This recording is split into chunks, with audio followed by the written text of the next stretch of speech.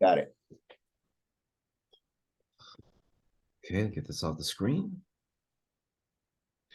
Hello, everyone. Welcome to our podcast today. This is Coach Eric Johnson, the brand. And this is Coach Aaron Thigpen, the source. How you Aaron, doing, EJ? I'm doing good, my man. What's going on with you today? Oh, not much. The rain. It's that time of year. Yep. So got a lot of my spring sport athletes who've been put in a lot of time over the winter and done their off-season training, some more than others. But that moment of truth is coming to a lot of these guys. It's tryout time, Yeah. whether you're, a little leaguer or even our big leaguers like Robert Stevenson. They're Yeah. all headed to that moment of truth. So Yeah. The tryouts. time. And speaking of tryouts, Aaron, we got a seminar on February the 25th at 10 a.m. at Game Speed, and it's talking about, navigating travel ball. And it's a great topic, and it's a question and answer period that we're going to have during that Saturday at 10 a.m. And I think it's a good resource for, the parents and the players. So that kind of ties into what we're talking about today because it is navigating a little bit, navigating tryouts, navigating travel ball. So we got that coming up, Aaron, on February 25th. Look forward to that. Yeah, it's going to be good, guys. You should definitely join us. Limited seating, but we want you to come. Okay.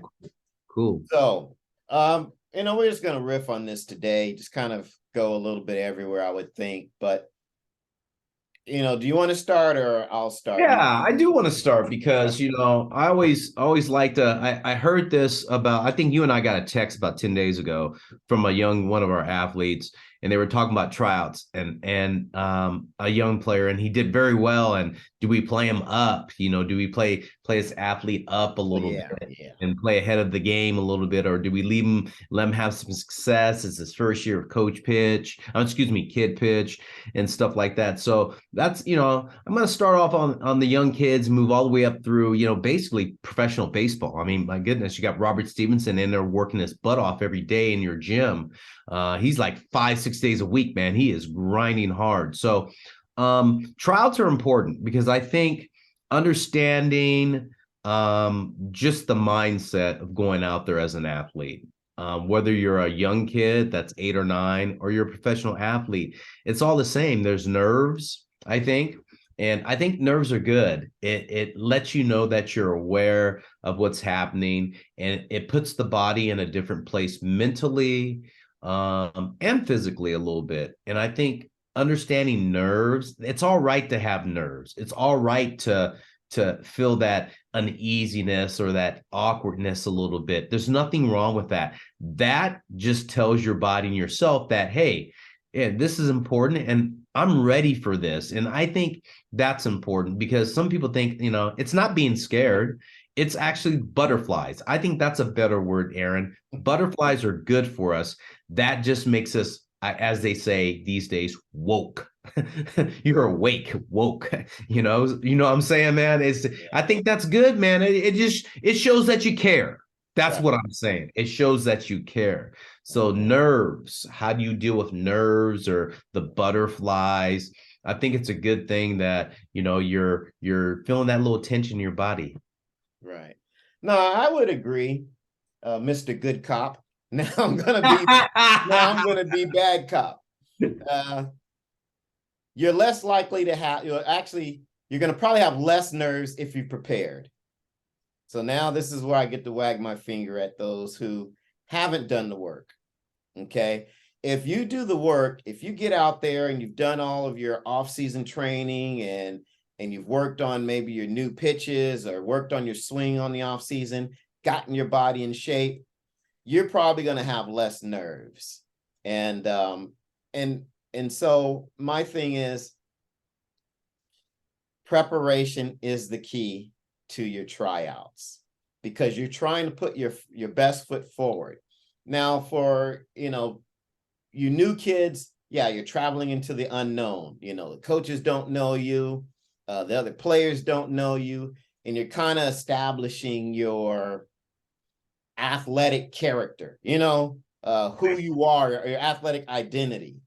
And so, you should be ready to put your best foot forward, whether that means, it's through hustle, whether it means, through paying attention to what the coaches are saying and instruction, from arriving on time, having all your equipment, all of those things make up that your athletic identity, and at least is the initial impression you're going to give to the coaches and your fellow athletes. So okay, so you played that bad cop on. I like that though, because you're right. If you're prepared, then you're less nervous. You're right, or you have less butterflies. That's right. I think in tryouts and being a coach, Aaron, and still active in the coaching industry, and as I go and evaluate baseball athletes, I look at their demeanor, how they carry themselves, how they carry their bag, their interaction with other athletes. Do they walk around with that aura about themselves that, hey, I'm here, I have arrived, and I feel good about it. I have the eye contact. I'm not looking down or kind of looking around. Am I engaged in the process of trying out, looking at the coach? I'm ready to go. I'm there early. I have my gear ready. It's not like, okay, what am I doing? I'm out of control. Demeanor, your character, all of that. I think that's a big thing. When I go and scout athletes and they're trying to make a team, whether I was coaching for USA Baseball or if I was just scouting for my organization, EJ Sports, I look at everything like, how's that guy wearing his uniform? How does he look at other people? What is his engagement in what we're trying to do at the start? That's even before we even done any action. Right. And you know what? Now that I'm listening to you make that point, I think one of the things that might be often overlooked, because we are, and even me, we're, my last statement was more about the physical, Right. in a sense, preparing physically, preparing, technically, tactically. But I think, from listening to your last comment, that there's a social aspect that you have to be ready for. And like you said, that, again, that kind of goes into what I talked about athletic identity, but it's about how are you going to interact with those around you? What's your demeanor going to be? What spirit are you going to bring to the team? And I think, yeah, as a coach, you pick up on those things. Hey, is this kid going to be a poison pill because he's got a bad attitude? Or is this kid, even though he's not the most talented, is this kid going to be a leader? And those, I think, do factor in on, hey, am I going to put this kid on the roster? And if you're a bubble kid, it's probably going to come down to your athletic character more so than anything else, not your athletic ability. If we're talking about the last one or two roster spots or whatever, and most things are fairly even, it's probably going to be, people are generally gravitate to those who they want to work with, Right. and it's going to be, do I want to work with this kid or do I want to work with this kid? And so I think establishing that persona is important as well. Now, the second thing that kind of provoked some thought was actually basically what you were talking about is being organized. And we talk to athletes about that all the time. And yeah, it may not be that simple up front because you may not know your practice schedule and those sorts of things, but you do want to start to anticipate, hey, how am I going to organize my life once baseball or once the season takes off? Practices are generally during this time. How am I going to get my studies in? How am I going to get my training in? How am I going to get my other responsibilities, done once the season starts? So this way, if you're at least thinking about that, you can now, hey, maybe I need to change my tutoring time, or, now I may need to do, again, my workout in the morning versus, and so I think you want to start to strategize a little bit and anticipate moving your schedule around and maybe starting to get those things in place early versus later.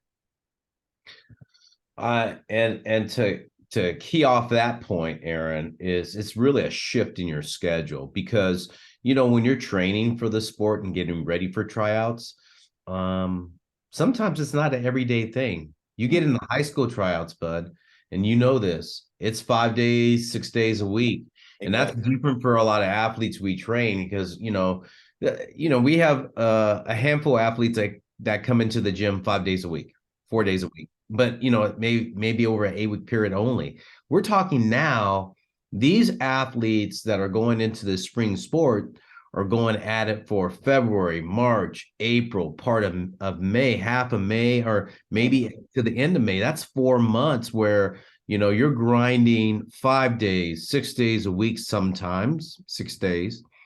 And you really have to be on top of organization, and I think as, and I'm going to go off a little bit here on a tangent, as you make your team, the coach looks at that for that year. So the upcoming year, that could play a role in if you're going to be on the team the following year.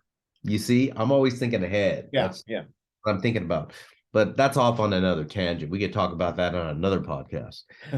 But being organized, like you said, I think is key. Here's something that you said to me, and when you were making your point before, I call it coachability. Yeah. Does this guy listen? Here, coachability, I look at it this way, Aaron, and you and I talk about this in the gym all the time. You tell an athlete something, and they do it the way you want them to. Then you tell another athlete something, the same thing, and they give you, yeah, coach, yeah, coach. And then come back 5 minutes later. What'd you say? Or how did I do that? And I've seen you demonstrate it Oh to yeah. athletes. And like, I want you to do this many times and then run a sprint, whatever. And then you come back. What do I do? Are you really listening? Coachability is the ability to not hear, but to listen and follow through. And that's part of tryouts, man. I mean, if I'm a coach and I tell players something, and I have a guy work out with me sometimes periodically on our teams, and I test them. I go, okay, I need you to do this. And then they come back to me and would you say, is that player really listening? So Right. for you guys out in tryouts, listen to your coach and do what your coach wants you to do, because that could be part of the test. Whether it's wrong or right, that's not the issue. They want to make sure you're listening to what they're saying, and can you follow instructions, and are you coachable? Right. The ability to be coachable. Yeah. Well, you hear me say it all the time. Coaching is a transfer of information. And if you're not listening, you're not getting information, you're not getting better. So Right. It's the number one key. That's the conduit to how to get better. And that's it's a mental thing, not a physical thing. So Mhm. go ahead, Aaron. Oh, well, just one of the things I was going to mention more had to do more with a lot of my high school guys. Okay.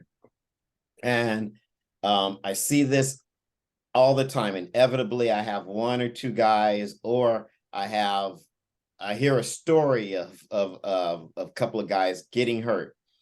And that's in the weight room, guys. In the weight room. You go in there and coaches want you to max lift.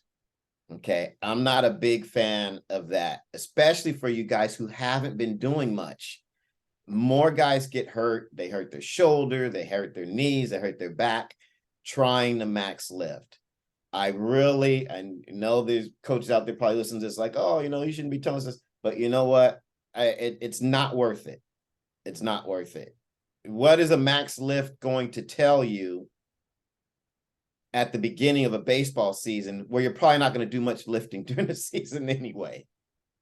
Right. So I would be careful on that. Same thing with sprints. Right. Guys go out there and they're not ready to sprint at full speed, and then they pull their hamstring. So you guys, you have to listen to your body. You have to understand where you are, where you are in your preparation, and make sound choices on what activities you're really going to participate in, because you're not going to make the team if you're sitting on the bench with the pulled hamstring No for way. the week of tryouts. Your chances are going to be a lot slimmer. Or now you've got to nurse a shoulder injury for the next 3 weeks, as the season starts. It's not a great way to start your season. So, I get the zeal to want to prove yourself in front of the coaches and your teammates and those sorts of things, but you also kind of want to take that, be a little more responsible about how you're doing things.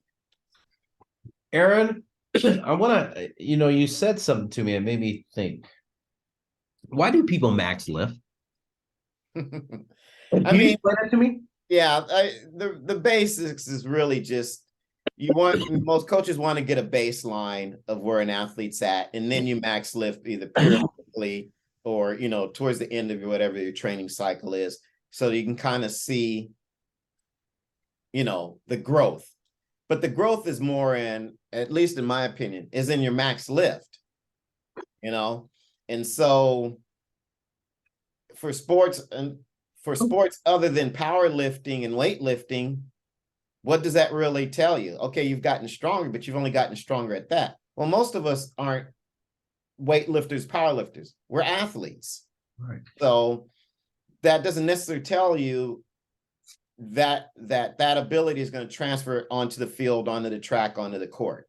So I think it's high risk, low reward, in my opinion. If you're doing a progressively loaded or progressively based program where you're adding loads and those athletes are handling loads, well, that probably should tell you that your athletes are getting better. They're getting stronger. So to now then throw in, hey, we're going to do a max. Well, I don't really think it provides as much value as I think everyone does. I think it's more based on tradition and ego. Guys want, and again, it's great to be able to see what your max is, but at the risk of what? At the risk of hurting your back, at the risk of hurting your knee, at the risk of hurting your shoulder, especially with these Olympic lifts. You got to be careful. So, and thinking of that training situation scenario, when you're doing these lifts, aren't you supposed to be doing them at 65%, 75% load? Yeah, it just depends on, what the training protocols are, where you're trying to get.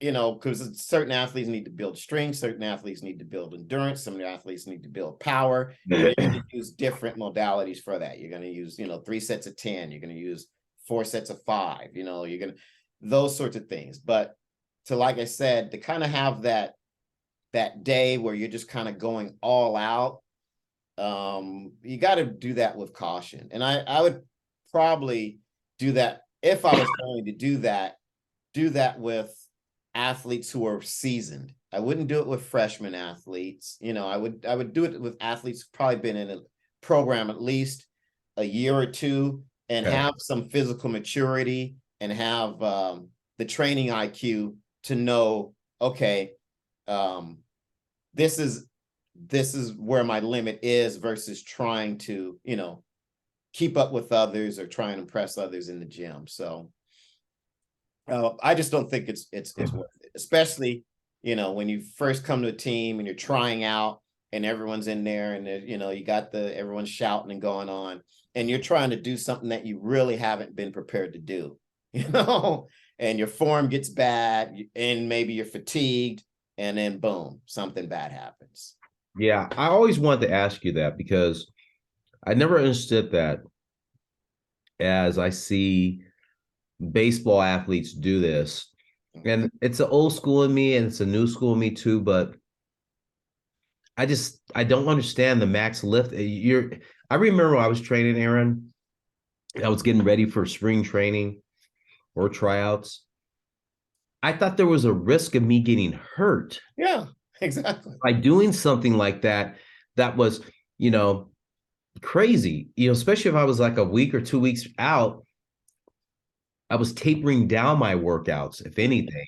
Yeah. So I would be kind of fresh. I'd still lift and all that stuff, but I'd be tapering down slowly and concentrating on something that I think athletes don't really concentrate on, flexibility. Yeah. or movement of their muscle groups so they are prepared for a tryout. Yeah. You know, I think the one thing that happens to athletes, and I'll talk to baseball, is the first day of tryouts, you know, you get 3 ground balls, and then the next day you may not get any ground balls. And then the third day you take infield, outfield. And the fourth day you scrimmage and you're an infielder and you've gotten 3 to 10 ground balls in 4 days. So I tell the players in tryouts, just because you have tryout that day doesn't mean you don't, you know, you don't stop doing your work or your routine. You still have to do your routine. Maybe you stay after the tryout and take extra ground balls. Yeah. You still have to work. They think, okay, I'm at the tryout. I'll just do what they do in the tryout. Isn't there a work factor during that tryout, Aaron? If you're not getting enough work, that you still need to do your routine. You still need to do what got you there. I think athletes forget about that in tryouts. They just do what they tell them to do that day, and they go home and they said, okay, that was it. Can you talk a little bit about that? Because that drives me crazy. I go, but didn't you stay after and do your work? Yeah, I mean, I get it because, you know, athletes, you establish this routine, and then all of a sudden for 2 weeks, it's just thrown into, you know, it's thrown out the window because now Right. you're following someone else's routine.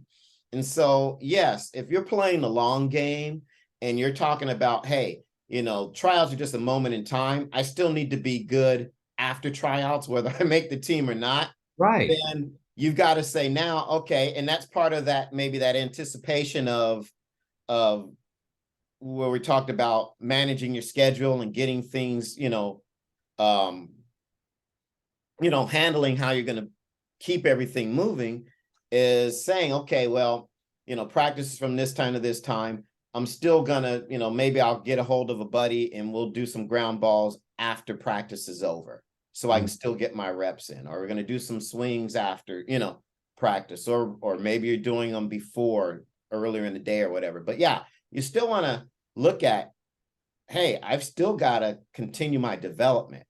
And even though Right. I'm going through this process for the next week or two, I don't want to lose sight of that. And so, but you know, again, you got to kind of look at the whole thing globally in terms of, you know, am I Right. getting beat up in practice? If I am, well, maybe I'm gonna have to take that time off, you know, Right. or maybe I do it before the workout so that way I don't sacrifice, you know, my routine. I really think it's important for pitchers. You know, you may have a warm-up routine that is really works for your arm and your body, and then you get into a situation where, hey, well, this is the team's kind of routine for getting ready, and find yourself not prepared. That's when you really got to start to navigate and say, well, hey, you know what? That really didn't prepare me the other day. I need to do this and this. So now you maybe try and find that time to maybe do a pre warm up where you're getting some of those movements in, getting some of those exercises in that make sure that your arm is working correctly, before you go and throw. So you may do your pre warm up routine, go through the, you know, and maybe it's lightly or whatever, based on the load of what the schools is. And then you go into the schools and then you go into throw. But you don't want to go and, you know, do, once you find out that if that warm-up routine doesn't work for you, you obviously, in most cases, you can't scrap it. You still have to do it. But now you got to say, okay, what other things do I need to do so that my arm is ready so I don't hurt myself?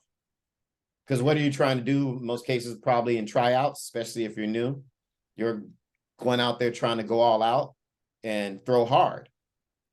Right. And so you got to make sure that you're ready. And it's the same thing, I guess, I would say with, you know, track and field athletes and sprinters, you know, if anything that you've got to start to do full, you know, 100% effort, then you've got to make sure your body's tuned up. And, you know, a new warm up may not do that. So you've got to say, okay, you know what, that warm up didn't really work for me. How am I going to navigate this so I don't get hurt? Because hurt athletes don't play. You said it. Hurt athletes don't play. I like the fact you said tune up the body. I hear this all the time, Aaron. Only got three ground balls. Only got 5 cuts. That's not fair. And I go, well, did you do anything before you got those? Because, hey, I think tryouts are like a game, Aaron. It's a test. And you only get 3 cuts. That's like a game. I got to at bat. You got 3 cuts to show what you can do. Right. And I think that's part of the test. I think athletes don't really think about in the tryout thing. Tryouts are a test. Mm-hmm. It's not about, well, I didn't get a whole bunch of repetitions. It's not fair. The game, you don't like, hey, can I get another pitch? Game, can I get, hey, I struck out, but can I get a 4th pitch to see if I can hit? Yeah. It doesn't work that way, unfortunately. Right. So I think these tryouts, athletes need to understand. I think you said it earlier. Preparation is the key to all of this. And that's what gets you to where you need to be in that moment of time where when that coach makes a decision, and a coach knows if an athlete's prepared. It's not about, hey, and here's the other side of it. I've heard this too. Well, I hit 3 line drives and I fielded every ground ball perfect, but I'm not starting or I got cut. And I'm like, well, what happened in between all that? Mm-hmm. And that may go back to, your demeanor, coachability. Who were you facing when you got those 3 line drives? Was the guy throwing hard, lobbing it up there? I mean, all of that stuff. Yeah. So, the key you said is preparation, Aaron. I believe that 100%. Yeah. No, my thing is, in parting, I would just say, don't get overwhelmed by the process. If you're a newbie, eyes open, ears open, mouth shut, and be prepared. Mm-hmm. Come prepared. For a lot of new young freshmen, they're not used to, kind of being organized in terms of having all of their gear, ready, having their water or whatever else they need to have, get yourself organized, maybe the night before. For the upperclassmen, if you already know you're on the team, then, I'm not saying coast, but don't do something stupid. That's who you're trying to impress. Again, and those are the guys I'm talking to when I'm talking about, some of this max lift stuff, some of this, max. Okay, so you got the fastest 60, but at what extent? Tweaked your hamstring. You're already on the team, dude. Right. Be smart. Yeah. So, I would say look at the long game and maybe use that time to hone more teammate and leadership skills more than anything else. I like that. And I think that gets left on the table. I think if you're an upperclassman and you're trying to, be impressive, you help that sophomore out there who's first time out there, or that freshman, and help them and be a leader. That's great points, Aaron. Great points. Be not just a benefit to the team, but, to the program. Right. Right. Well, with that said, Aaron, I think that kind of wraps up what we're going to talk about today, which is tryouts, getting ready for tryouts. I'm going to hit back to a subject that's coming up at the end of this month, February the 25th, navigating your travel ball athlete. That's with Aaron Thigpen and Eric Johnson, the brand and the source at Game Speed, 10 a.m. We are going to answer your questions and we're going to talk about travel ball industry. So with that said, this is the brand, Coach Eric Johnson. And this is the source, Aaron Thigpen. We'll see ya.